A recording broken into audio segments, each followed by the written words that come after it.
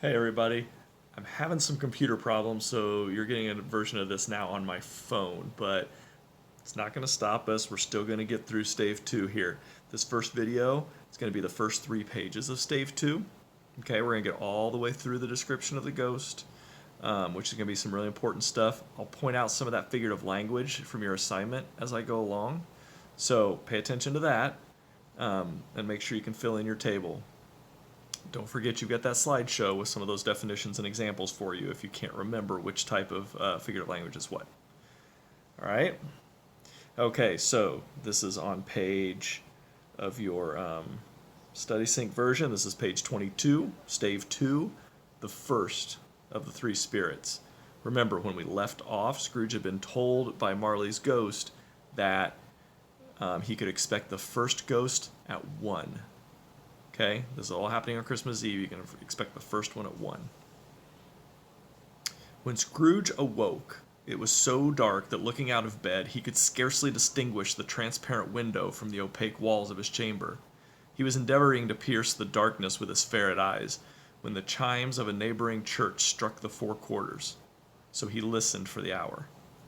To his great astonishment, the heavy bell went on from 6 to 7, from 7 to 8, and regularly up to 12, then stopped.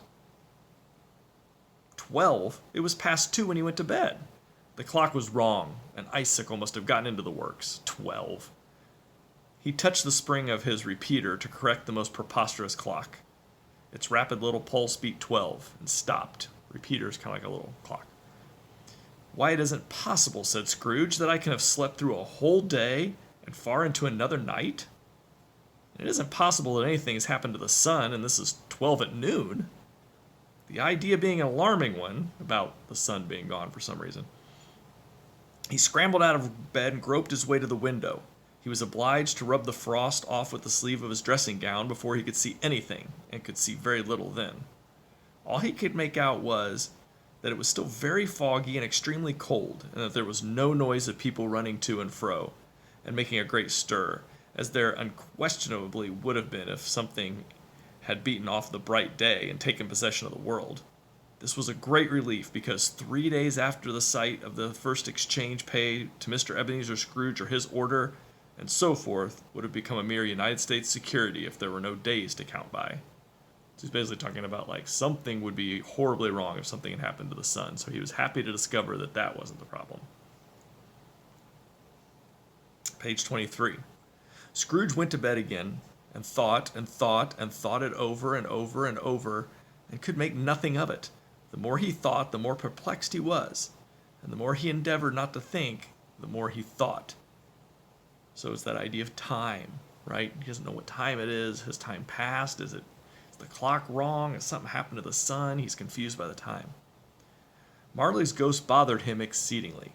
Every time he resolved within himself, after mature inquiry, that it was all a dream, his mind flew back again, like a strong spring released. Like a strong spring released. That's one of your figurative language pieces. To its first position, and presented the same problem to be worked all through. Was it a dream or not? Scrooge lay in this state until the chime had gone 3 quarters more. Then he remembered, on a sudden, that the ghost had warned him of a visitation when the bell tolled 1. He resolved, means he decided, to lie awake until the hour was past. And considering that he could no more go to sleep than go to heaven, there's another one of your, that's from the table. This was perhaps the wisest resolution in his power. The quarter was so long that he was more than once convinced he must have sunk into a doze unconsciously and missed the clock. At length it broke upon his listening ear.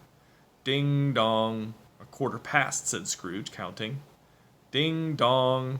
Half past, said Scrooge. Ding dong. A quarter to it, said Scrooge.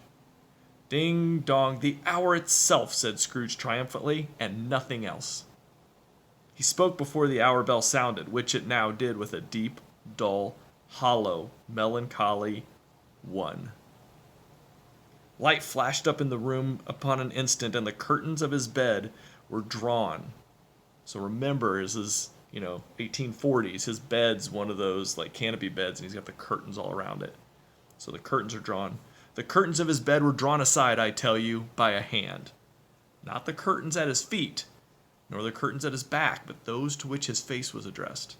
The curtains of his bed were drawn aside, and Scrooge, starting up into a half-recumbent attitude, found himself face to face with the unearthly visitor who drew them, as close to it as I am to you now, and I am standing at the spirit, in the spirit at your elbow. Next paragraph, pay careful attention here. I'm now on page 24, and this is the description of the ghost, these next two paragraphs. Okay, think about what I said. The ghost looks like a memory, kind of. It was a strange figure, like a child, yet not so like a child as like an old man, viewed through some supernatural medium, which gave him the appearance of having receded from view and being diminished to a child's proportions. Its hair, which hung about its neck and down its back, was white, as if with age, and yet the face had not a wrinkle in it, and the tenderest bloom was on the skin. The arms were very long and muscular, the hands the same, as if its hold were of uncommon strength. Its legs and feet, most delicately formed, were like those upper arm members, bare. It wore a tunic of the purest white, and round its waist was bound a lustrous belt, the sheen of which was beautiful. It held a branch of fresh green holly in its hand, and in singular contradiction of that wintry emblem, had its dress trimmed with summer flowers. But the strangest thing about it was that from the crown of its head there sprung a bright, clear jet of light, by which all this was visible, and which was doubtless the occasion of its using, in its duller moments, a great extinguisher from a cap, which it now held under its arm. Even this, though, when Scrooge looked at it with increasing steadiness, was not its strangest quality.